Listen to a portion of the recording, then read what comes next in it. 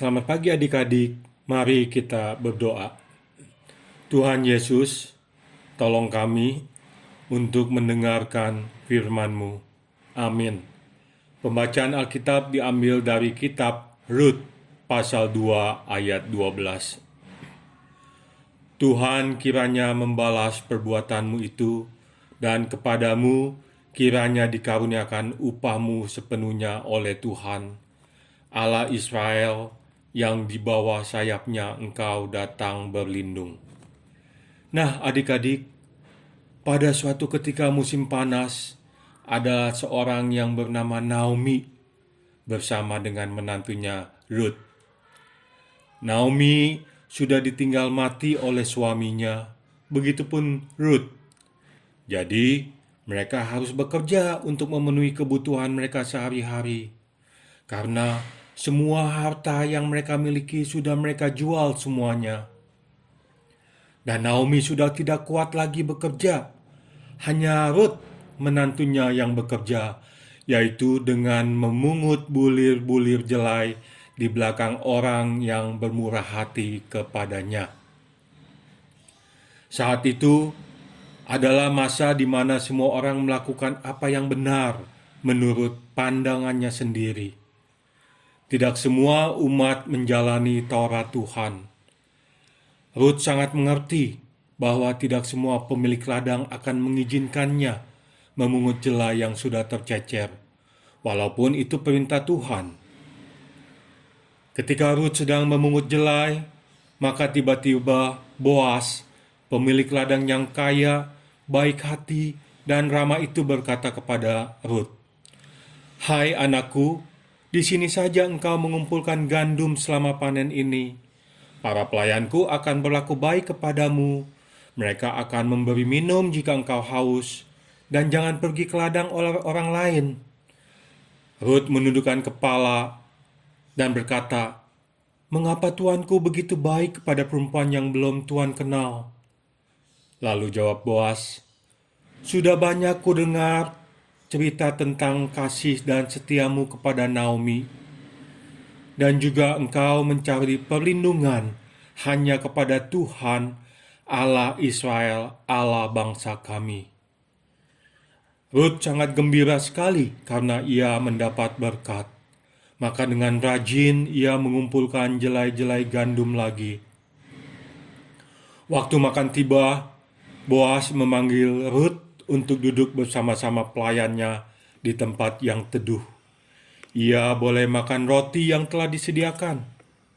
Dan anehnya, Rut juga boleh membawa sedikit makanan untuk Naomi. Juga Boas memerintahkan kepada pekerja-pekerja ladangnya, dari antara berkas-berkas ini pun Rut boleh mengambil dan memungutnya. Janganlah kalian mengganggu Rut. Bahkan kalian harus dengan sengaja menarik sedikit-sedikit dari onggokan jelai ini untuk dia dan meninggalkannya, supaya dipungutnya. Dan jangan berlaku kasar kepada Rut. Maka Rut memungut di ladang sampai petang. Lalu ia mengirik yang dipungutnya itu, dan ada kira-kira seeva jelai banyaknya. Ketika tiba di rumah, Rut menceritakan semuanya kepada Naomi. Dan Naomi berdoa, kiranya Tuhan yang memberkati Boas yang baik hati itu. Selama ini, Rut tetap datang di ladang Boas, dan kalau musim dingin datang, mereka tidak usah khawatir karena gandumnya sudah cukup. Dan dalam tahun ini juga ada kejadian yang menyenangkan, yaitu Boas yang kaya akan menikah dengan Rut yang miskin. Lalu Boas membeli kembali ladang yang dulu sudah dijualnya. Dan mereka bertambah senang. Karena apa adik-adik? Karena mereka mendapatkan seorang anak laki-laki. Dan anak itu diberi nama Obed. Obedlah kakek Raja Daud yang terkenal itu. Dan Tuhan Yesus Kristus lahir dari keturunan Daud. Nah, adik-adik, kita lihat bahwa Naomi dan Ruth menghadapi berbagai masalah. Demikian juga dengan adik-adik, tidak ada yang tidak punya masalah. Adik-adik mungkin mempunyai masalah dengan sifat yang tidak baik, masalah dengan kemalasan, masalah dengan teman-teman di sekolah dicuekin, dijauhi. Mungkin adik-adik juga cepat marah ketika orang tua meminta adik-adik untuk membantu mereka. Tetapi adik-adik harus percaya bahwa adik-adik mempunyai Allah yang lebih besar dari masalah itu sendiri. Tuhan dapat memakai orang-orang lain untuk menolong adik-adik keluar dari masalah. Ya, Tuhan memiliki cara tersendiri, bahkan tidak terpikirkan oleh adik-adik.